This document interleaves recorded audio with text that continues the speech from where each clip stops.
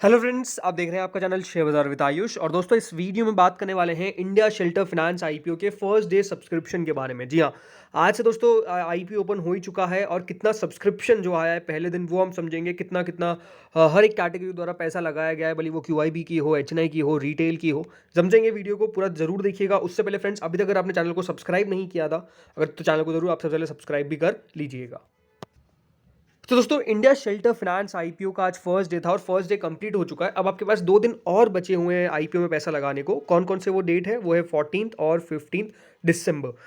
2 दिन आप अब और इस इशू के अंदर पैसा लगा सकते हैं। 469 से 493 रुपीज़ का फ्रेंड्स इसका प्राइस बैंड है।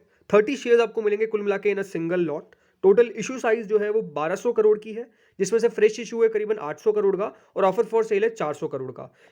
फ्रेश इशू का मतलब क्या होता है? फ्रेश इशू का मतलब ये होता है दोस्तों कि ये जो पैसा है वो कंपनी के पास जाने वाला है, यानी कंपनी के एक्सपांशन, कंपनी का डेट रिडक्शन जो भी है उसमें कंपनी यूटिलाइज करती है। और ऑफर फॉर सेल का मतलब है दोस्तों, जो कंपनी के एग्जिस्टिंग इन्वेस्टर्स है या फिर कंपनी के जो प्रमोटर्स है वो अपना खुद का हिस्सा बेच रहे हैं और ये पैसा जो है वो कंपनी के पास नहीं, लेकिन जो हिस्सा बेच रहा है उनके पास जाएगा। तो इस तरीके से दोस्तों आपको ऑफर फॉर सेल और फ्रेश इशू के अंदर डिफरेंस पता चल जाएगा। बाकी बीएसई एनएसई दोनों पर इसकी लिस्टिंग होने वाली है। फ्रेंड्स, अगर आप इस आईपीओ के अंदर पैसा लगा रहे हैं तो याद रखिएगा, आपको रिटेल के अंदर कुल मिला के एक लॉट में 30 शेयर्स मिलेंगे। कुल मिला के उसकी जो वैल्यू है 14,790 रुपीज़ है। आप रिटेल में मैक्सिमम 13 लॉट्स के लिए अप्लाई कर सकते हैं, जिसकी वैल्यू 1,92,270 रुपीज़ होने वाली है। लेकिन अगर दोस्तों आईपीओ फुली सब्सक्राइब हो जाता है, मान लीजिए फुली नहीं, ओवर सब्सक्राइब हो जाता है, तो याद रखिएगा, अगर आप 12 लॉट लगाएंगे, 13 लॉट लगाएंगे रिटेल के अंदर, तब भी आपको मैक्सिमम टू मैक्सिमम एक लॉट मिलेगा। तो इसीलिए अगर ओवर सब्सक्रिप्शन होता है तो उसके अंदर सिंगल लॉट लगाना ज़्यादा प्रेफरेबल रहता है। लेकिन अगर आपको ज़्यादा लॉट्स के लिए लगाना है तो आप लगाइए 14 लॉट्स के लिए, फिर आप एचएनआई कैटेगरी में आ जाएंगे। और एचएनआई के अंदर आपको दोस्तों 14 लॉट्स में 420 शेयर्स मिलेंगे, जिसकी वैल्यू 2,07,060 रुपीज़ होगी। और उसके बाद अगर और ज़्यादा लगाना है तो आप 68 लॉट्स के लगाइए, फिर आप बिग एचएनआई कैटेगरी में आ जाएंगे, जिसमें आपको 68 लॉट्स के लिए अप्लाई करना है, जिसकी वैल्यू 10,05,720 रुपीज़ हो जाएगी। दोस्तों, इसके अंदर रिजर्वेशन कुछ इस प्रकार से रखा गया है। कंपनी ने ऑलरेडी 30% यानी 360 करोड़ रुपीस अपने एंकर इन्वेस्टर से जुटा लिए हैं और ठीक ठाक नाम निकल कर आए हैं। अगली दोस्तों जो कैटेगरी है वो है क्यूआईबी को 20% जो ऑफर है वो दिया गया है, यानी ऑलमोस्ट 240 करोड़ का। एचएनआई को 15% ऑफर दिया गया है, जो करीबन 180 करोड़ रुपीस का। इसमें बिग एचएनआई को 120 करोड़ और स्मॉल एचएनआई को 60 करोड़, 10.5%। एचएनआई के जो एनआई कैटेगरी है इसके अंदर 2 पोर्शन होते हैं, एक बिग और एक स्मॉल। तो इस तरीके से होता है। बाकी जो रिटेल कैटेगरी सबसे ज्यादा पोर्शन किसी कैटेगरी को दिया गया है तो वो रिटेल है। कुल मिला के 420 करोड़ के आसपास दोस्तों रिटेल पोर्शन रखा गया है, जिसकी वैल्यू मतलब जिसका ऑलमोस्ट साइज 35% होता है। और इस तरीके से दोस्तों पूरे 1200 करोड़ रुपए को बांटा गया है between all the different different categories. अब दोस्तों समझते हैं पहले दिन कितना पैसा निकल कर आया है। तो पहले दिन दोस्तों जो क्यूआईबी कैटेगरी है कुल मिला के 38% भरने में कामयाब हुई है। यानी क्यूआईबी को दोस्तों अभी तक शेयर्स दिए गए हैं कुल मिला के 48,68,154 शेयर्स, लेकिन अभी तक एप्लीकेशन कितने के लिए आई है? 18,25,686 शेयर्स। अब आप सोचेंगे पहले दिन क्यूआईबी का परफॉर्मेंस तो काफी डल है। याद रखिए, क्यूआईबीज लगाते हैं ऑन द लास्ट डे, ठीक है? तो पहले और दूसरे दिन का सब्सक्रिप्शन ज्यादा मायने नहीं रखता है, क्योंकि पहले दूसरे दिन मैंने देखा है ऑब्वियसली कि क्यूआईबी इसका जो पोर्शन है वो ज़्यादा नहीं भरता है। लेकिन थर्ड डे दोस्तों क्यूआईबीज मेजरली पैसा लगाना चालू करते हैं। अभी तक क्यूआईबीज की तरफ से ओनली 90 करोड़ रुपीस लगाए गए हैं।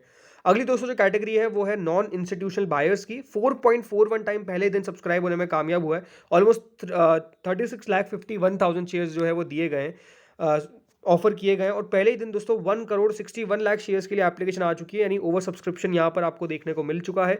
कुल मिला के 794.19 करोड़ के आसपास यहाँ पर एचएनआईज ने लगाया, जिसमें बिग एचएनआईज ने आज 4 गुना इस इशू को भरा है एंड स्मॉल एचएनआईज ने दोस्तों 5.17 टाइम्स इस इशू को भरा है। ज़्यादा पैसा जो है वो आज अगर देखा जाए इस तरीके से तो जरूर बिग एचएनआई की तरफ से आया, but in number of times 5.17 time small HNI category subscribe हो चुकी है, तो ऑलमोस्ट 310 करोड़ के आसपास पैसा जो है वो आया है।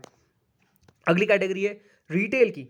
रिटेल कैटेगरी दोस्तों 2.51 टाइम सब्सक्राइब होने में कामयाब हुई है, यानी पहले दिन हम कह सकते हैं रिटेल पोर्शन भी काफ़ी बढ़िया तरीके से सब्सक्राइब हुआ है। कुल मिला के 85,19,270 शेयर्स ऑफर किए गए हैं, लेकिन अभी तक पहले ही दिन 2,13,53,262 शेयर्स के लिए, यानी 2,13,52,262 शेयर्स के लिए एप्लीकेशन जो है वो only on the first day हम कह सकते हैं रिसीव हो चुकी है। नहीं, अगर आप सारे दोनों कैटेगरीज को देखेंगे, एचएनआईज और जो क्यूआईबी की है, तो एचएनआई से ज़्यादा जो पोर्शन है वो डेफिनेटली हम कह सकते हैं, इतने जो शेयर्स एप्लीकेशन रिसीव हुआ है तो वो रिटेल में हुआ है। लेकिन ज़रूर सबसे ज़्यादा अगर ऐसा देखा जाए नंबर ऑफ टाइम्स, तो आज दोस्तों एचएनआई कैटेगरी सबसे आगे है, फिर रिटेल है और फिर क्यूआईबी है। पहले दिन दोस्तों जो रिटेल कैटेगरी है उससे करीबन 1052 करोड़ के आसपास रिसीव हुए हैं। पहले दिन दोस्तों ये जो इशू है वो 2.33 टाइम्स सब्सक्राइब होने में कामयाब हुआ है और याद रखिए अच्छा सब्सक्रिप्शन माना जाएगा।